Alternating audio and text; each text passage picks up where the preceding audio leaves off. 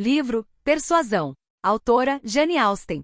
Capítulo 7. Alguns dias depois, souberam que o comandante Venvort se encontrava em Kelling, e o Sr. Musgrove foi visitá-lo. Tendo regressado cheio de calorosos elogios, ele convidará os Croft para jantarem em Uppercross no final da semana seguinte. O Sr. Musgrove ficará muito decepcionado por não poder marcar uma data anterior. Estava ansioso por manifestar a sua gratidão e por ter o comandante Venvort debaixo do seu próprio teto, recebendo-o com o que de melhor e mais forte tinha na adega. Mas era preciso esperar uma semana, só uma semana, na opinião de Anne, e depois, pensava ela, tinham de se encontrar. Em breve ela começou a desejar sentir-se segura, mesmo que fosse só por uma semana. O comandante Venvort retribuiu logo a amabilidade do Sr. Musgrove, e ela esteve para lá. Ir a essa mesma hora. Ela e Mary estavam, de fato, de saída para a casa grande, onde ela soube. Mais tarde, ter-se-ia inevitavelmente encontrado com ele, quando foram retidas pela chegada em braços do garoto mais velho, que estava a ser transportado para casa em consequência de uma queda. O estado da criança colocou a visita completamente fora de questão, mas, quando soube do que escapara, não conseguiu sentir-se indiferente, mesmo no meio da grande ansiedade que sentiu,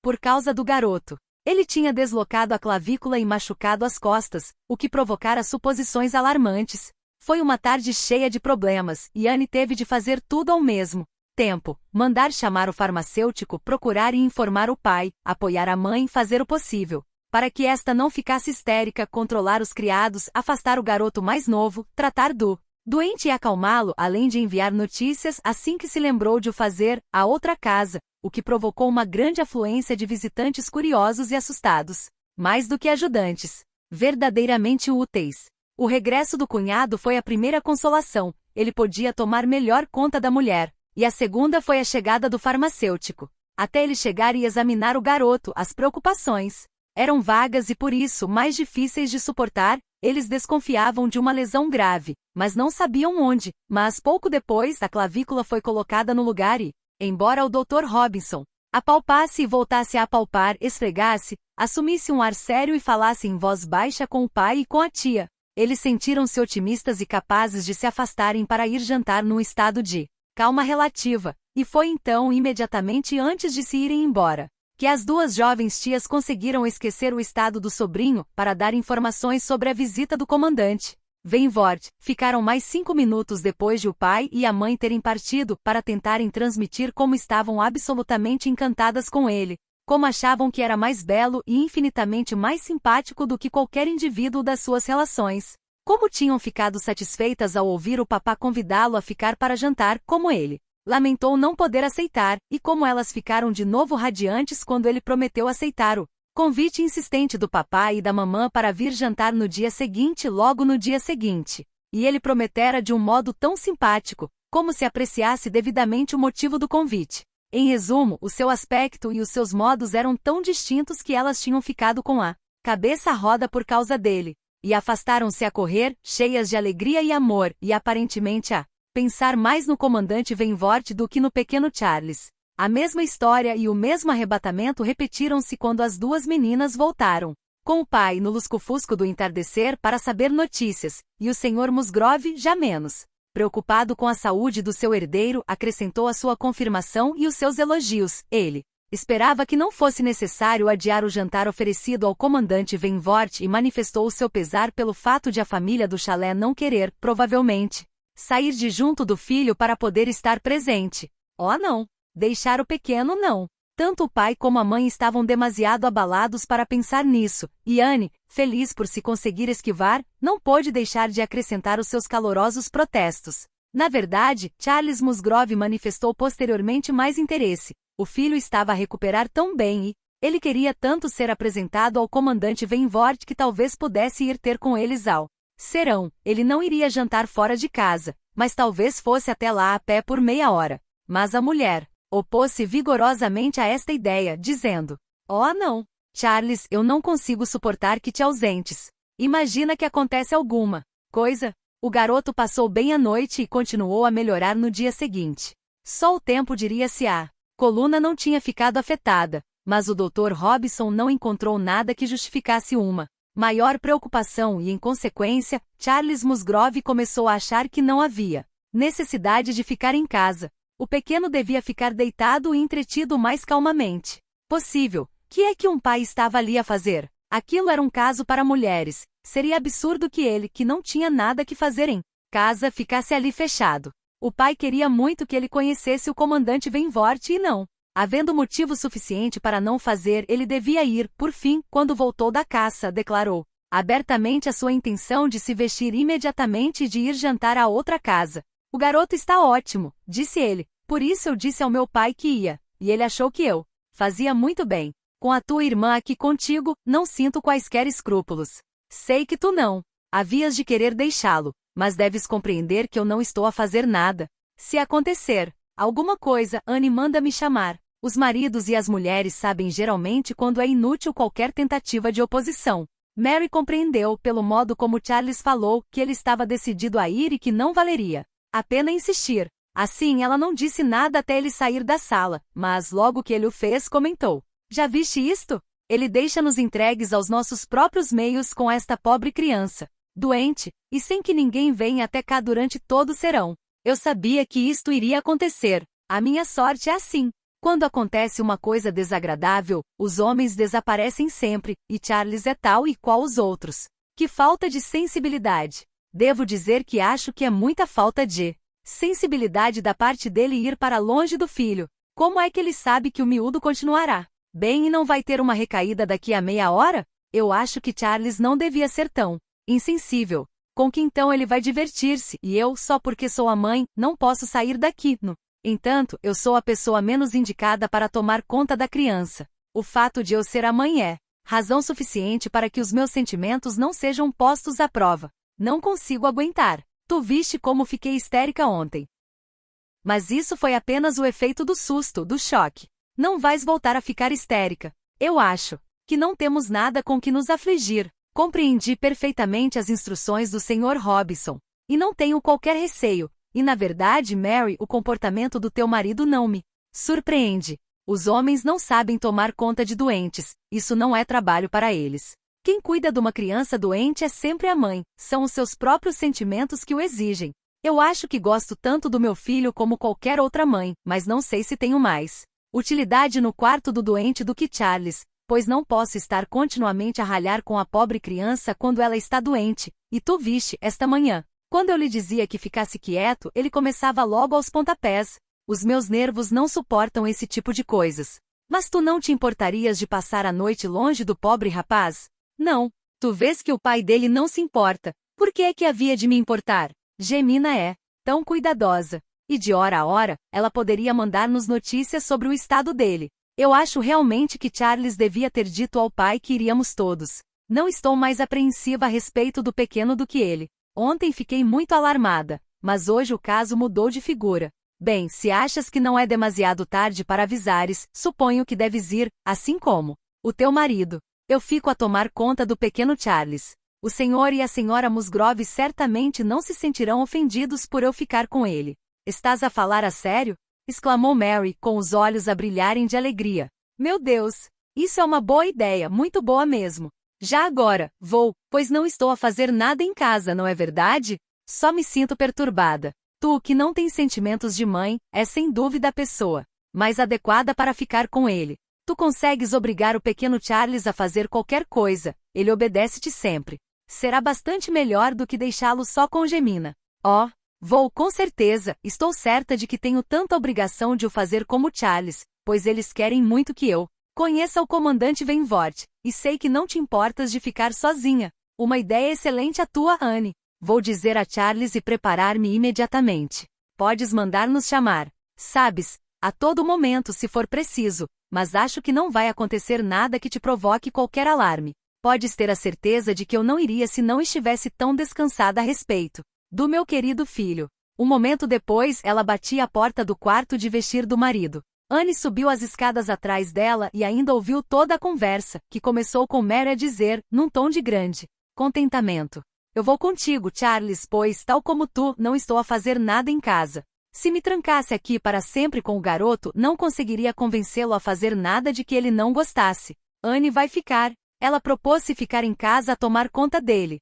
Foi a própria Anne que o sugeriu, por isso vou contigo, o que será muito melhor, pois desde terça-feira que não janto na outra casa. Isso é muito amável da parte de Anne, foi a resposta do marido, e fico muito contente por vires comigo, mas parece-me um pouco cruel deixá-la sozinha em casa, a tomar conta do nosso filho doente. Anne apareceu então para defender a sua própria causa, e uma vez que a sinceridade dos seus modos foi suficiente para o convencer, pelo menos naquilo em que lhe era agradável ser convencido, ele perdeu a relutância em deixá-la jantar sozinha, embora ainda pretendesse que ela fosse ter com eles mais tarde, quando o garoto estivesse a dormir, e insistiu com ela para que o deixasse mandar buscá-la.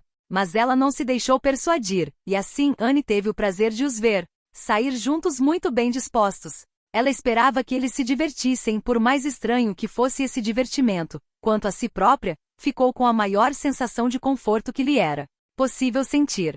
Sabia que era muito necessária a criança, e que importância tinha se Frederic Venvort estava apenas a meia milha de distância, sendo simpático para com os outros. Ela gostaria de saber o que ele sentia a respeito de voltar a encontrá-la. Talvez indiferente se era possível existir indiferença em tais circunstâncias.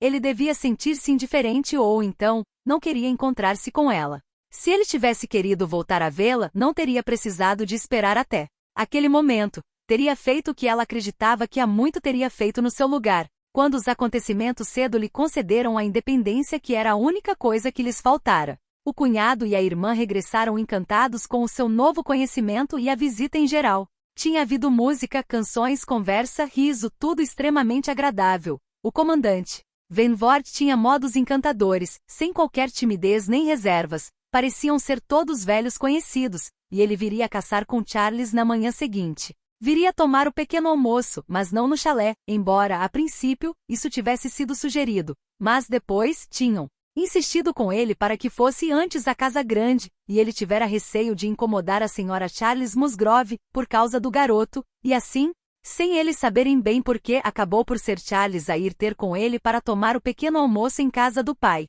Anne compreendeu. Ele queria evitar encontrar-se com ela. Ela soube que ele tinha perguntado por ela de um modo vago, como se fosse um conhecimento casual, parecendo ter dito o mesmo que ela dissera, agindo talvez com o mesmo intuito de escapar à apresentação quando se encontrassem. A azáfama matinal do chalé começava mais tarde do que na outra casa, e nessa manhã, diferença foi tão grande que Mary e Anne ainda estavam a começar a tomar o pequeno almoço quando Charles entrou e disse que iam partir, que viera buscar os cães, que as suas irmãs vinham. Aí com o comandante Venvort, as irmãs vinham visitar Mary e o garoto, e o comandante pretendia também visitá-la. Durante alguns minutos, se não fosse inconveniente, e embora Charles tivesse respondido que a criança não estava tão doente que a visita causasse algum inconveniente, o comandante Venvort insistiu para que ele fosse à frente anunciar a visita. Mary, muito satisfeita com a gentileza, ficou encantada por o receber, enquanto Anne se sentiu inundada por 1000 emoções, das quais a mais reconfortante foi que a visita estaria terminada dentro em pouco.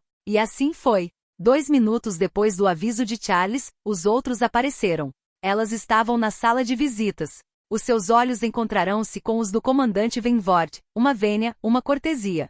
Ela ouviu-lhe a voz, ele falava com Mary, disse as palavras corretas, disse algo às meninas. Musgrove, o suficiente para indicar que estavam de boas relações. A sala parecia cheia de pessoas e vozes, mas tudo terminou passados poucos minutos. Charles apareceu à janela, estava tudo pronto. O visitante tinha feito uma vênia e saído. As meninas Musgrove também se foram embora. Tendo decidido subitamente ir com os caçadores até o extremo da aldeia, a sala ficou vazia, e Anne tentou terminar o pequeno almoço o melhor que pôde.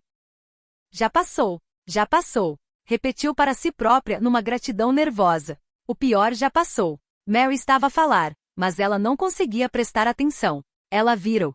Tinham se encontrado. Tinham voltado a estar na mesma sala. Em breve, porém, começou a raciocinar para si própria e a tentar sentir menos 8 anos. Tinham-se passado quase 8 anos desde que tinham desistido de tudo. Como era absurdo voltar a sentir a agitação que aquele espaço de tempo tinha banido para a distância e para o esquecimento. O que não teria acontecido em 8 anos. Acontecimentos de todo gênero. Alterações, separações, mudanças. Tudo deve ter acontecido de tudo, e o esquecimento do passado, como isso era natural, como era certo também. Era quase 1/3 da sua vida. Infelizmente, apesar de todo o seu raciocínio, ela descobriu que para sentimentos fortes 8 anos podem não ser praticamente nada. Agora, como é que ela poderia interpretar os sentimentos dele? Estaria a querer evitá-la? No momento seguinte, ela detestava-se a si própria pela loucura que a levará a fazer a pergunta. Quanto à outra pergunta, a qual talvez a sua sabedoria não conseguisse ter evitado, foi-lhe, pouco depois, poupada toda a incerteza.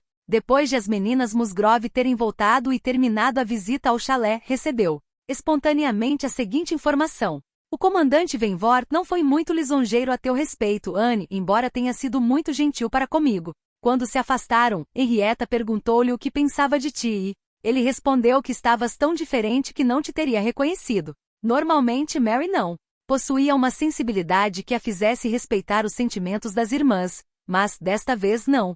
Fazia a mínima ideia de que estivesse a magoá-la. Tão diferente que não a reconheceria. Anne ouviu, em silêncio, profundamente magoada. Não havia dúvida de que era verdade, e ela não se podia vingar porque ele não tinha mudado, não para pior. Ela já o reconhecera para si própria e não podia mudar de opinião. Ele que pensasse dela o que quisesse. Não, os anos que lhe tinham destruído a juventude e frescura, tinham lhe dado a ele um ar mais alegre, viril e franco, sem diminuir as qualidades físicas. Ela tinha visto o mesmo. Frederic Venvort. Frederic utilizara aquelas palavras, ou umas semelhantes, sem fazer ideia de que elas lhe seriam transmitidas. Ele achará-a muito mudada e quando lhe perguntaram, dissera o que sentia. Não perdoara a Anne Elliot. Ela fora injusta para com ele, abandonara-o e desiludira-o, e o que era pior, ao fazê-lo, tinha manifestado uma fraqueza de caráter que o seu temperamento decidido e confiante não conseguia tolerar. Ela renunciara a ele para fazer a vontade aos outros. Tinha se deixado influenciar demasiado. Fora fraca e tímida. Ele gostara muito dela e nunca desde então encontrara uma mulher que se lhe pudesse comparar.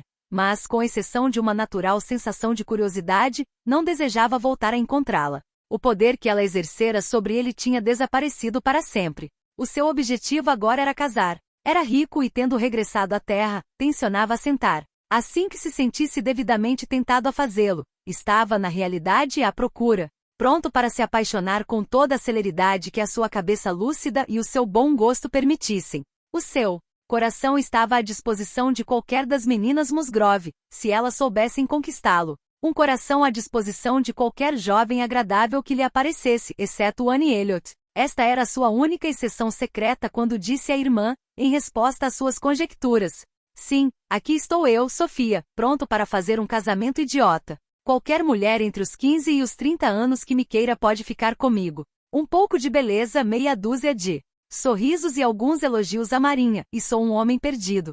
Não será isto suficiente para um marinheiro que não tem tido qualquer convivência com mulheres e não sabe, por isso, ser simpático? Ele disse-o, ela sabia, para que ela o contradissesse. Os seus olhos alegres e altivos refletiam a feliz convicção de que era, de fato, simpático, e Anne Elliot não estava longe dos seus pensamentos quando descreveu, mais seriamente, a mulher que gostaria de encontrar. Um espírito forte e modos ternos, foi a lacônica descrição. Esta é a mulher que eu quero, disse ele. Claro que toleraria algo um pouco inferior, mas não muito. Se for tolo, serei verdadeiramente tolo, pois tenho pensado no assunto mais do que a maior parte dos homens.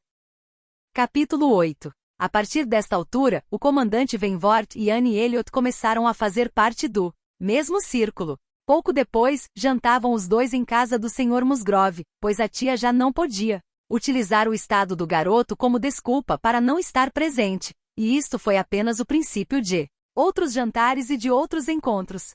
Estes encontros iriam pôr à prova a possibilidade de recuperação de sentimentos antigos. Tempos antigos viriam necessariamente à lembrança de ambos. Era impossível não haver referência a eles. Ele não conseguia evitar mencionar o ano do noivado nos pequenos relatos ou descrições decorrentes das conversas. A sua profissão predispunha-o, o seu temperamento induzia-o a falar, e isso foi em 1806. Isso aconteceu antes de eu ir para o mar em 1806, ocorreu no decurso do primeiro serão que passaram juntos, e embora sua voz não tivesse vacilado e ela não tivesse qualquer motivo para supor que ele, ao falar, tivesse olhado para ela, Anne sentiu que era completamente impossível, pelo que conhecia dele, que ele não se recordasse tão bem como ela. Tinha de haver uma associação de ideias imediata, embora ela estivesse longe de imaginar que fosse igualmente dolorosa. Eles não conversavam um com o outro, não tinham qualquer contato exceto o que era ditado pelas normas da boa educação.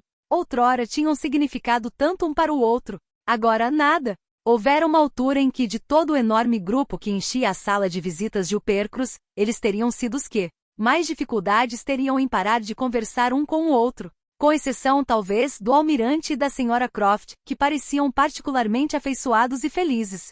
Anne não via qualquer outra exceção, nem mesmo entre os pares casados. Não podia ter havido dois corações tão sinceros, nem gostos tão semelhantes, nem sentimentos tão em uníssono, nem uns rostos tão amados. Agora era como se fossem estranhos, não pior do que estranhos, porque nunca se conheceriam. Eram estranhos para sempre. Quando ele falava, ela ouvia a sua voz e reconhecia a mesma maneira de pensar. No grupo havia uma ignorância geral sobre todos os assuntos relacionados com a marinha, e fizeram-lhe muitas perguntas, especialmente as duas meninas Musgrove, que pareciam não ter olhos senão para ele, sobre a vida a bordo, os regulamentos diários, a comida, os horários, etc. E a surpresa delas perante os seus relatos, ao conhecerem a quantidade de acomodações e de comodidades que era possível existir, provocava nele uma troça amigável, que fez recordar a Anne o tempo em que ela também não sabia nada e em que também fora acusada de supor que os marinheiros a bordo não tinham alimentos ou, se tivessem,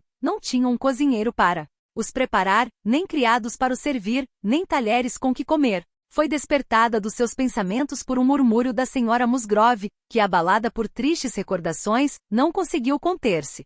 Ah, menina Anne, se aprovesse aos céus ter poupado meu filho, nesta altura ele seria igual a si mesmo. Anne dominou um sorriso e escutou atentamente, enquanto a senhora Musgrove desabafava pouco pelo que, durante alguns minutos, não conseguiu acompanhar a conversa. Quando a sua atenção seguiu o curso normal, ela viu que as meninas Musgrove tinham ido buscar a lista da marinha, a sua própria lista da marinha, a primeira que houvera em Uppercross, e estavam sentadas e debruçadas sobre ela, com o objetivo de encontrarem os navios que o comandante Venvort tinha comandado.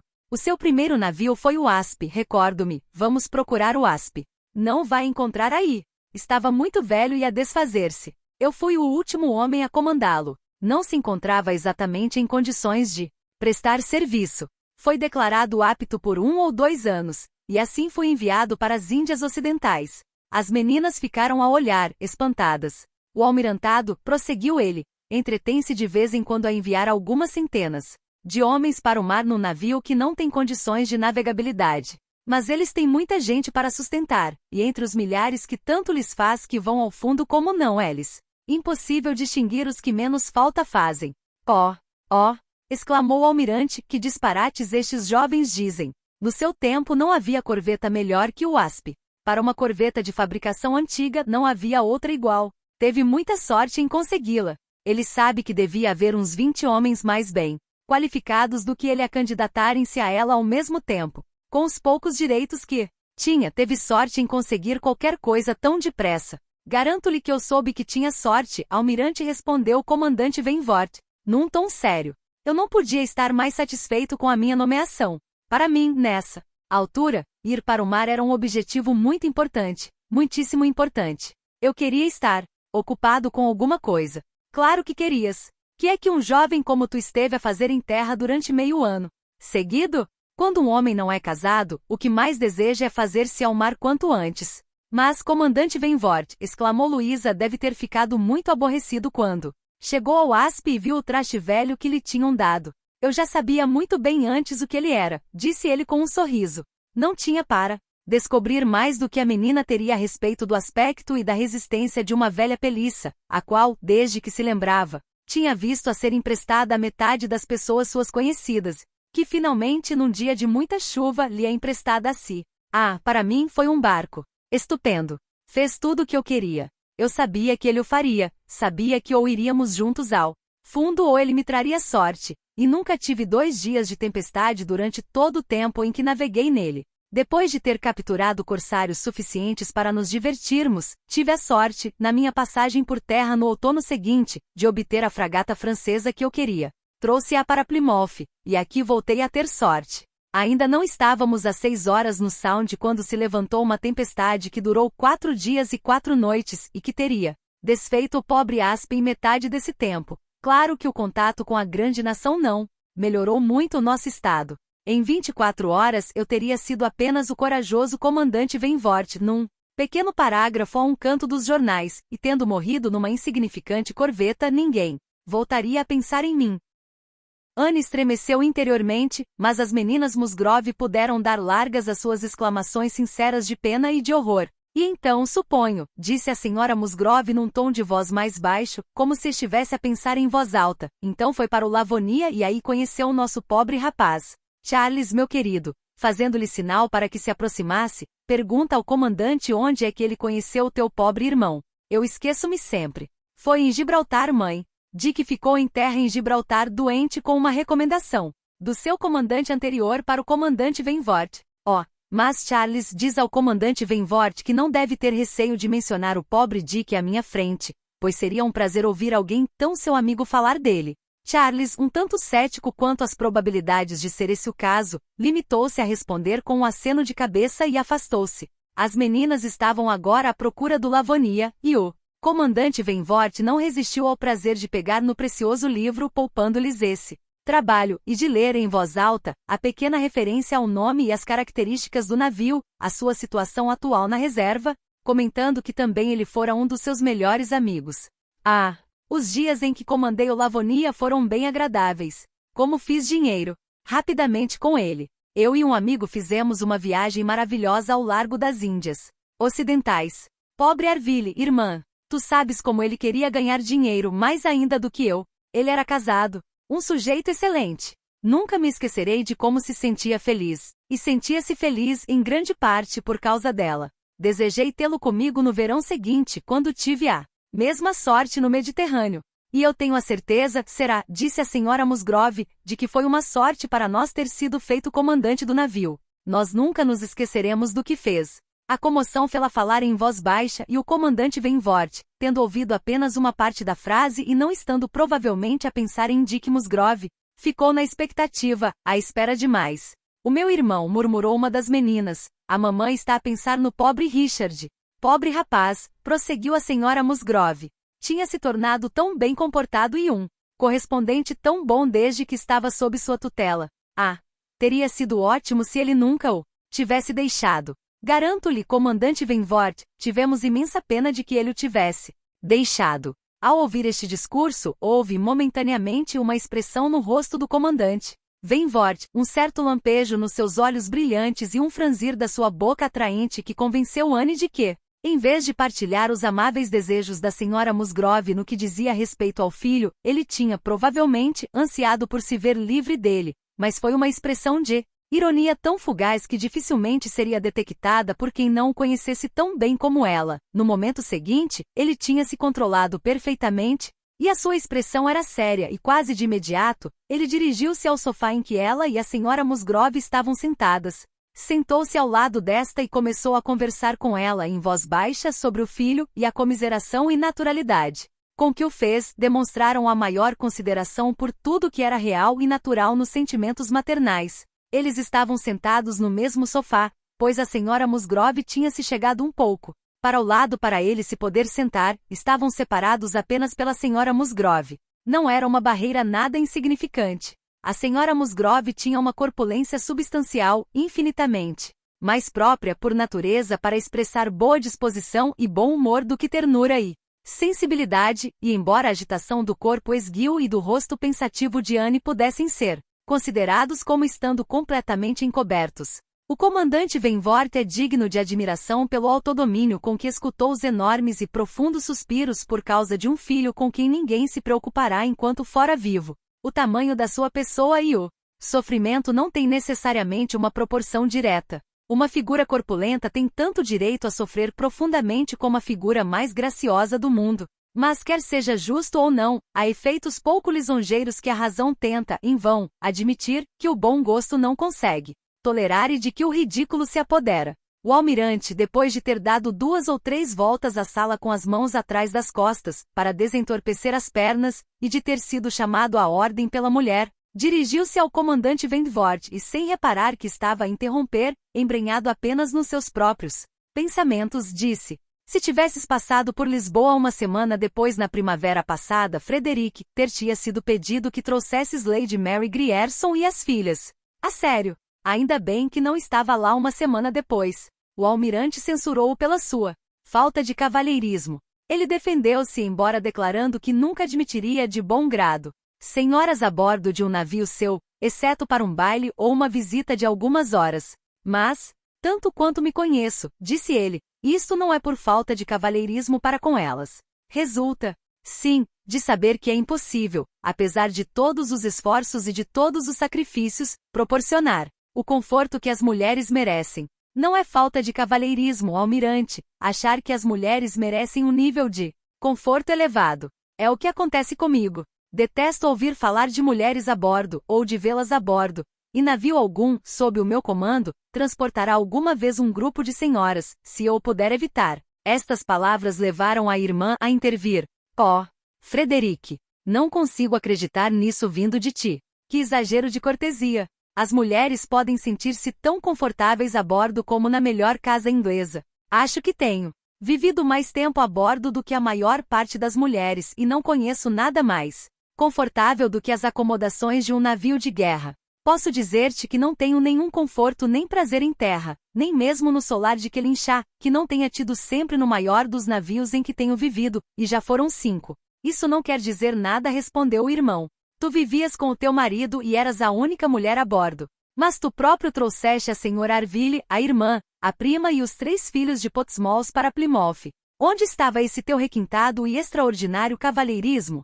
Misturado com a amizade de Sofia. Eu queria ajudar a mulher do meu camarada tanto quanto possível, e se Arville quisesse, trá-lhe-ia qualquer coisa até do fim do mundo. Mas não penses que achei que fosse uma boa ideia. Podes ter a certeza de que elas se sentiram perfeitamente confortáveis. Isso não quer dizer que goste mais delas por isso. Tantas mulheres e crianças a bordo não têm o direito de se sentir confortáveis. Meu querido Frederick, tu estás a dizer disparates. Que seria de nós, pobres mulheres de marinheiros que muitas vezes queremos ser levadas para um porto ou outro atrás dos nossos maridos, se todos pensassem o mesmo que tu? Os meus sentimentos, como vês, não impediram que eu levasse a senhora Arville e toda a sua família para Plymouth. Mas eu detesto ouvir-te falar assim, como um cavalheiro requintado, e como se as mulheres fossem todas damas delicadas, em vez de seres racionais. Nenhuma de nós espera ter mar calmo todos os dias. Ah, minha querida, disse o almirante, quando ele se casar, a conversa será outra. Quando se casar e se tivermos a sorte de viver outra guerra, vê-lo-emos fazer o que tu e eu e muitos outros têm feito. Vê-lo-emos ficar muito grato a quem quer que lhe traga a mulher. Sim, certamente que veremos. Agora tenho dito, exclamou o comandante Venvort, quando as pessoas casadas começam a atacar-me com: oh, quando casares vais mudar de ideias, a única coisa que eu posso dizer é não vou não, e depois eles repetem, vais sim, e não há nada a fazer. Ele pôs-se de pé e afastou-se. A senhora certamente tem viajado muito, disse a senhora Musgrove à senhora Croft. Bastante nos 15 anos que estou casada, embora muitas mulheres tenham viajado mais. Atravessei o Atlântico 4 vezes e fui e vim uma vez às Índias Orientais, e apenas uma vez, além de ter estado em vários portos próximos da Inglaterra, Cork, Lisboa e Gibraltar. Mas nunca fui para além dos estreitos, e nunca estive nas Índias Ocidentais. Nós não chamamos Bermudas nem Bahamas as Índias Ocidentais, sabe? A senhora Musgrove não tinha uma só palavra de discordância a dizer, não podia acusar-se a si própria de alguma vez lhes ter chamado o que quer que fosse. E posso garantir-lhe, minha senhora, que não há acomodações melhores que as de um navio de guerra. Estou a referir-me aos maiores, claro. Numa fragata é óbvio que estamos mais confinados, embora qualquer mulher razoável possa sentir-se perfeitamente feliz numa, e devo dizer que as horas mais felizes da minha vida foram passadas a bordo de um navio. Quando estávamos juntos, sabe? Não temíamos nada. Felizmente, eu sempre gozei de excelente saúde e nunca me senti afetada pelos diferentes climas. Talvez me sentisse um pouco abalada durante as primeiras 24 horas no mar, mas, depois disso, nunca soube o que era enjoar. A única vez em que realmente sofri de corpo e alma, a única vez em que me imaginei doente ou pensei no perigo foi durante o inverno que passei sozinha em Deal, quando o almirante, o comandante Croft, estava no Mar do Norte. Eu vivia continuamente cheia de medo e sofria de todos os males imaginários devido ao fato de não ter nada que fazer e de não saber quando voltaria a ter notícias dele. Mas, desde que pudéssemos estar juntos, eu não sofria de nada, nem nunca sentia o mínimo desconforto. Sim, com certeza. Sim, de fato, sim, estou absolutamente de acordo consigo, Sra. Croft, foi a resposta entusiástica da Sra. Musgrove. Não há nada tão mal como uma separação. Estou absolutamente de acordo. Eu sei o que isso é, pois o Sr. Musgrove assiste sempre às sessões do tribunal, e eu fico tão satisfeita quando estas chegam ao fim e ele regressa são e salvo. O serão terminou com um baile. Quando lhe foi proposto, Anne ofereceu os seus préstimos, como de costume, e embora os seus olhos se enchessem por vezes de lágrimas enquanto estava ao piano, ficou muito satisfeita por estar ocupada e não desejou mais nada em troca a não ser passar despercebida. Foi uma festa alegre, e ninguém pareceu estar mais bem disposto que o comandante Wentworth. Ela achou que ele tinha todos os motivos para se sentir satisfeito, nomeadamente a atenção e a deferência gerais e principalmente a atenção de todas as jovens. Tinha sido, aparentemente, concedido às meninas Aiter, as meninas da família de primos já referida, a honra de se apaixonarem por ele, e quanto a Henrietta e Luísa, estas pareciam estar tão completamente absorvidas por ele que só a permanente aparência de uma perfeita amizade entre elas conseguia fazer crer que não eram rivais declaradas. Quem se admiraria de ele ficar envaidecido com uma tão universal e ansiosa atenção? Estes eram alguns dos pensamentos que perpassavam pela mente de Anne, enquanto seus dedos trabalhavam mecânica inconscientemente durante meia hora seguida sem se enganar. Uma vez ela sentiu que ele estava a olhar para ela observando seu rosto transformado, tentando talvez ver nele os vestígios do rosto que outrora o encantara, e uma vez ela soube que ele devia ter falado nela. Mal tivera consciência disso até ter ouvido a resposta, mas nessa altura, teve a certeza de que ele perguntara ao seu par se a menina Elliot nunca dançava. A resposta foi: não, nunca, há muito que ela deixou de dançar. Ela prefere tocar. Nunca se cansa de tocar. Uma vez, ele falou-lhe. Ela tinha deixado o piano quando o baile terminou, e ele sentara-se a trautear uma área de que desejava dar uma ideia à Sra. Musgrove. Sem pensar, ela voltou a essa parte da sala, ele viu-a e levantando-se imediatamente disse com uma delicadeza estudada: Perdão, minha senhora, este é o seu lugar. E embora ela se tivesse afastado logo com uma negativa firme, ele não voltou a sentar-se. Anne não queria que ele voltasse a olhá-la ou a falar-lhe. Assim, a sua delicadeza fria e a sua atitude cerimoniosa eram piores que a indiferença total. Capítulo 9. O comandante Wentworth viera instalar-se em Kelling como se a casa fosse sua para ficar o tempo que quisesse, pois o almirante dedicava-lhe tanta amizade fraternal como a mulher. A chegada, ele tencionara seguir muito em breve para Shropshire, para visitar o irmão, instalado naquela região, mas os atrativos de Uppercross levarão-no a adiar esta visita. Havia tanta simpatia, lisonja e encanto no modo como era ali recebido. Os velhos eram tão hospitaleiros e os jovens tão agradáveis que ele decidirá ficar e esperar um pouco mais antes de ir conhecer todos os encantos e perfeições da mulher de Edward. Ao fim de algum tempo, ele passou a ir a Uppercross quase todos os dias. Os Musgrove dificilmente estariam mais prontos a convidá-lo do que ele a aceitar, particularmente de manhã, quando não tinha companhia em casa, pois o almirante e a Sra. Croft iam geralmente passear juntos, visitando seus novos domínios, os relvados e os carneiros, e fazendo-o com uma lentidão insuportável para uma terceira pessoa. Outras vezes saíam num cabriolé recentemente adquirido. Até então, tinha havido entre os Musgrove e os seus familiares uma única opinião sobre o comandante Wentworth. Esta era sempre a mesma, uma calorosa admiração em todos os aspectos. Mas assim que esta intimidade se estabeleceu, surgiu entre eles um certo Charles Aiter que ficou muito perturbado com esta amizade e considerou o comandante Wentworth um intruso. Charles Aiter era o primo mais velho e era um jovem simpático e agradável. Antes do aparecimento do comandante Wentworth, tinha havido uma afeição bastante nítida entre ele e Henrietta. Ele tinha tomado ordens, e uma vez que o seu curato era próximo e não exigia que residisse nele, vivia em casa do pai, apenas a 2 milhas de Uppercross. Uma breve ausência tinha deixado a sua amada sem o privilégio das suas atenções neste período crítico, e quando regressou, teve o desgosto de ver que a atitude dela se tinha alterado, e logo em seguida conheceu o comandante Wentworth. A Sra. Musgrove e a Sra. Aiter eram irmãs. Tinham ambas dinheiro, mas os seus Casamentos tinham ocasionado uma diferença significativa no lugar que passaram a ocupar na sociedade. O Sr. Aiter possuía alguns bens, mas estes eram insignificantes quando comparados com os do Sr. Musgrove, e enquanto os Musgrove estavam na primeira classe da sociedade, os jovens Aiter, devido ao estilo de vida inferior, reservado e pouco requintado dos pais e a sua própria instrução deficiente, não teriam pertencido a classe nenhuma se não fosse a sua ligação com o Percrus. O filho mais velho, que decidirá tornar-se um estudioso e um cavalheiro, constituía uma exceção, e era muito superior a todos os outros em cultura e educação. As duas famílias sempre se tinham dado muito bem, não existindo, por parte de uns, qualquer orgulho nem por parte dos outros, qualquer inveja. E as meninas Musgrove sentiam alguma superioridade apenas na medida em que esta lhes conferia o prazer de educar os primos. As atenções de Charles para com Henrietta tinham sido observadas pelos pais desta sem qualquer reprovação. Não seria um ótimo casamento, mas se Henrietta gostasse dele, e Henrietta parecia de fato gostar dele. A própria Henrietta pensava que gostava antes de o comandante Vainvort aparecer. Mas a partir dessa altura, o primo Charles fora esquecido. Tanto quanto Anne podia observar, ainda estava em dúvida qual das duas irmãs o comandante Vainvort preferia. Henrietta era talvez a mais bonita, Louisa a mais alegre, e agora ela não sabia se ele se sentiria mais atraído pela personalidade mais meiga se pela mais alegre. O senhor e a senhora Musgrove, quer por serem pouco observadores, quer por terem uma confiança total no discernimento das duas filhas e no de todos os jovens que se aproximavam delas, pareciam deixar tudo entregue ao acaso. Na casa grande não havia o menor indício de ansiedade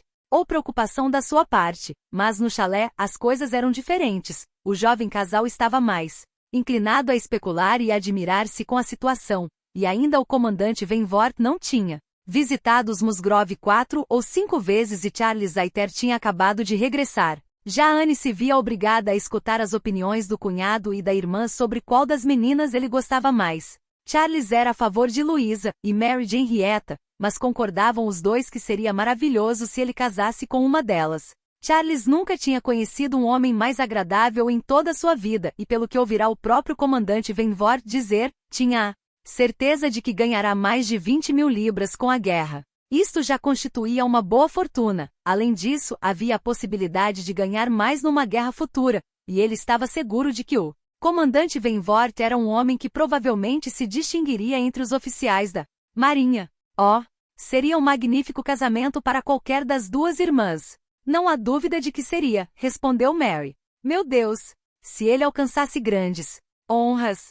Se fosse feito baronete! Lady Vainvort soa muito bem. Seria uma ótima coisa para Henrietta. Ela preceder-me-ia e Henrietta não desgostaria nada disso.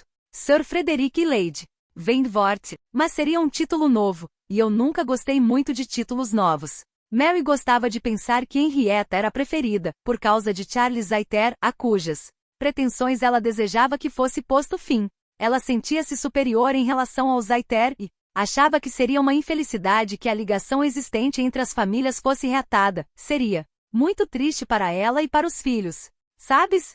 Disse ela, não consigo pensar nele como um bom partido para Henrietta, e, considerando as alianças que os Musgrove têm feito, ela não tem o direito de desperdiçar a sua vida. Acho que nenhuma menina tem o direito de fazer uma escolha que possa ser desagradável e inconveniente para a parte principal da sua família, proporcionando relações indesejáveis aos que não estão habituados a elas. E afinal, quem é Charles Aiter? Não passa de um cura de aldeia. Um partido muito pouco adequado para a menina Musgrove de Percrus. O marido, porém, não concordava com ela neste ponto, pois, além de ter grande consideração pelo primo, Charles Aiter era o filho mais velho e via as coisas sob o ponto de vista de filho mais velho.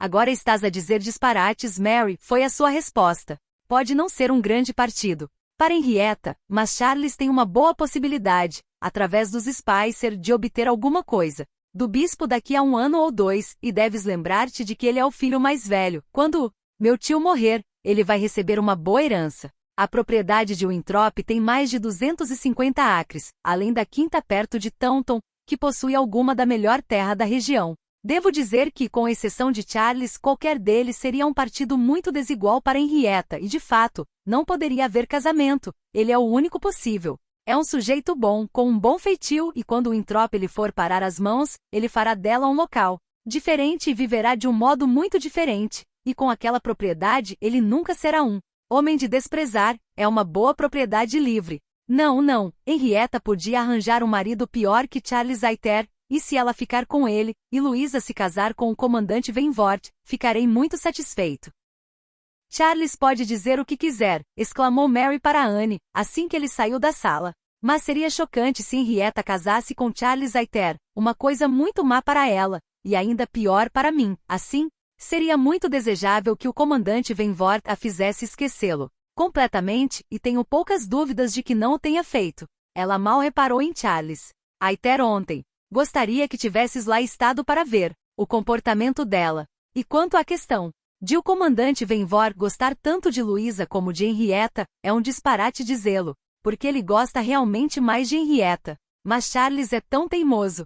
Gostaria que tivesses estado conosco ontem, pois poderias ter decidido quem tem razão, e tenho a certeza de que pensarias que sou eu, a não ser que estivesses resolvida a estar contra mim. Um jantar na casa do Sr. Musgrove tinha sido a ocasião em que Anne deveria ter visto todas essas coisas, mas ela ficará em casa com a dupla desculpa de uma dor de cabeça e de uma ligeira recaída do pequeno Charles. Ela só pensara em evitar o comandante Venvort, mas o fato de ter escapado a ter servido de árbitro era uma vantagem adicional de uma noite sossegada. Quanto à opinião do comandante Venvort, ela achava mais importante que ele tivesse a certeza dos seus sentimentos suficientemente cedo para não colocar em perigo a felicidade de qualquer das irmãs, nem manchar a sua própria honra, que decidisse se preferia Henrietta a Luísa, ou Luísa a Henrietta. Qualquer delas seria, com toda a probabilidade, uma mulher afetuosa e de bom temperamento. A respeito de Charles Hayter, ela tinha a delicadeza de sentimentos que se sente magoada com a conduta leviana de uma jovem bem-intencionada,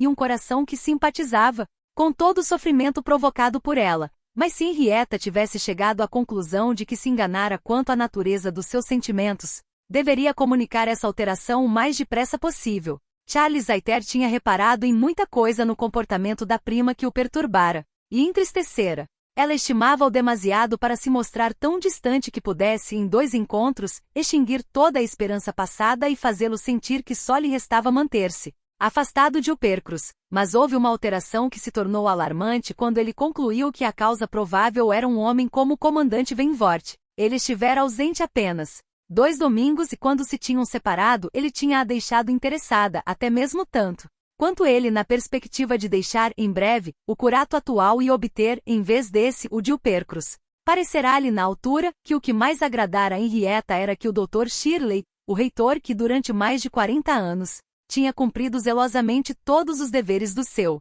ministério, mas que já estava demasiado debilitado para muitos deles, estava decidido a nomear um coadjutor. Ele iria tornar o curato o melhor possível, e prometera dá-lo a Charles Hayter, a vantagem de ter de vir apenas para Uppercross, em vez de ser obrigado a percorrer 6 milhas. Para o lado oposto de ter, em todos os aspectos, um curato melhor, de ficar ao serviço do prezado Dr. Shirley e de o prezado Dr. Shirley ser substituído nas tarefas que já não podia levar a cabo sem se fatigar muito, era muito importante, até mesmo para Luísa, mas tinha sido quase tudo para Henrietta. Quando ele voltou, o interesse pelo assunto tinha desaparecido.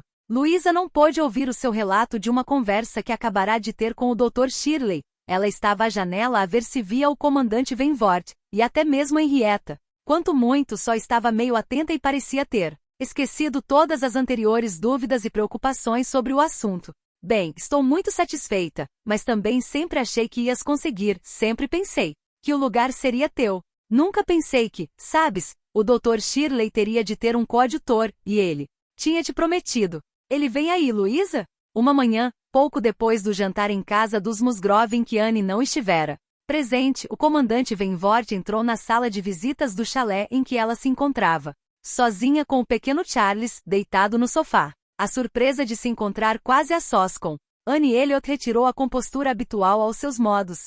Estremeceu e apenas conseguiu dizer: pensei que as meninas Musgrove estivessem aqui. A senhora Musgrove disse-me que as encontraria aqui, antes de se dirigir à janela para se controlar e decidir como devia proceder. Elas estão lá em cima com a minha irmã. Descerão dentro de momentos, creio. Tinha sido a resposta de Anne, em toda a sua natural confusão, e, se o garoto não a tivesse chamado a pedir-lhe qualquer coisa, Ela teria saído da sala no momento seguinte e libertado o comandante Venvort e a si própria da embaraçosa situação. Ele continuou à janela e depois de dizer calma e educadamente, espero que o pequeno esteja melhor, ficou calado. Ela foi obrigada a ajoelhar-se ao pé do sofá e ficar ali para fazer a vontade ao doente. E assim continuaram durante alguns minutos até que, para sua grande satisfação, ouviu uma pessoa atravessar o pequeno vestíbulo. Quando virou a cabeça, teve esperança de ver o dono da casa, mas era alguém que dificilmente tornaria a situação mais fácil. Charles Aiter? Provavelmente não mais satisfeito de encontrar o comandante Venvort do que o comandante ficará ao Verane. Ela só tentou dizer: como está? Não se querem sentar? As outras estarão cá dentro em pouco. O comandante Venvort afastou-se da janela, aparentemente disposto a conversar, mas Charles Aiter pôs rapidamente termo às suas tentativas, sentando-se perto da mesa e pegando no jornal. O comandante Venvort voltou para junto da janela. No minuto seguinte chegou mais uma personagem. O rapaz mais novo, uma criança espantosamente forte e irrequieta, com 2 anos, tinha conseguido que alguém lhe abrisse a porta e surgiu entre eles, dirigindo-se ao sofá para ver o que se estava a passar e reclamar os seus direitos sobre qualquer guloseima que estivesse a ser distribuída. Como não havia nada para comer, só lhe restava brincar, e como a tia não o deixava arreliar o irmão doente, ele começou a agarrar-se a ela enquanto esta estava ajoelhada, de tal modo que, ocupada como estava com o pequeno Charles, ela não podia sacudi-lo. Falou-lhe, ordenou, pediu e insistiu, mas em vão.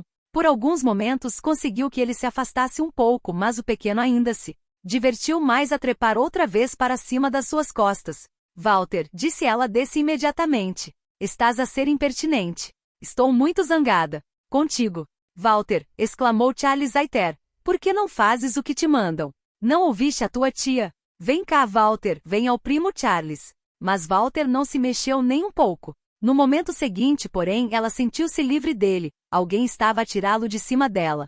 Embora ele se tivesse inclinado tanto sobre a sua cabeça que as mãozinhas gorduchas lhe davam a volta ao pescoço, e ele foi resolutamente afastado, antes de ela chegar a saber que fora o comandante Venvort quem o fizera.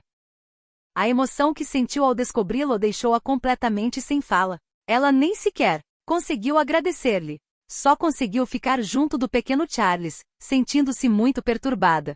A amabilidade dele ao vir socorrê-la, a sua atitude, o silêncio em que tudo se passou, os pequenos pormenores, juntamente com a convicção que logo lhe ocorreu, pelo barulho que ele estava a fazer propositadamente com a criança, de que ele tencionava evitar ouvir os seus agradecimentos e procurava mostrar que o que menos queria era conversar com ela. Produziram um turbilhão de sensações confusas e dolorosas de que só conseguiu recompor-se quando Mary e as meninas Musgrove entraram, e ela pôde entregar a criança aos seus cuidados e sair da sala. Ela não podia ficar. Talvez fosse uma oportunidade para observar os amores e os ciúmes dos 4. Eles estavam agora todos juntos, mas ela não podia mesmo ficar. Era evidente que Charles Aiter não gostava nada do comandante Venvort. Ela teve a impressão de o ter ouvido dizer, num tom de voz irritado, depois da interferência do comandante Venvort, tu devias ter me obedecido, Walter, eu disse-te que não arreliasses a tua tia. E compreendeu que ele lamentava que o comandante Venvort tivesse feito o que ele próprio deveria ter feito. Mas ela não estava interessada nos sentimentos de Charles Aiter nem nos de mais ninguém até conseguir ordenar os seus. Sentiu-se envergonhada e envergonhada por estar tão nervosa, de ter ficado tão perturbada com uma ninharia. Mas esta era a realidade, e ela precisava de algum tempo de solidão e reflexão para se recompor. Gostou do vídeo? Se sim, deixe seu gostei, se inscreva no canal. E até o próximo vídeo.